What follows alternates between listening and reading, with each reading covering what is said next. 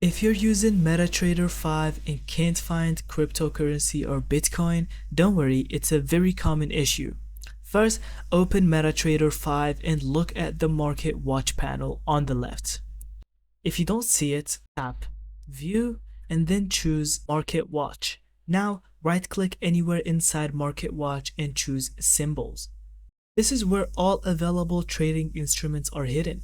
Inside the symbol list, scroll down and look for folders like crypto, cryptocurrencies, or sometimes CFD crypto. Open that folder and find Bitcoin, usually listed as BTC/USD, BTC/USDM, or Bitcoin USD, depending on your broker. Click on Bitcoin, hit Show, and Bitcoin should now appear. Simply drag it onto the chart area to open the Bitcoin price chart. Important tip, if you still don't see Bitcoin, it means your broker doesn't offer crypto trading on MT5.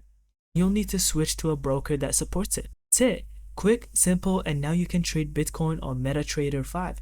Thank you so much for watching. I hope you found this video helpful. And don't forget to leave us your thoughts in the comments.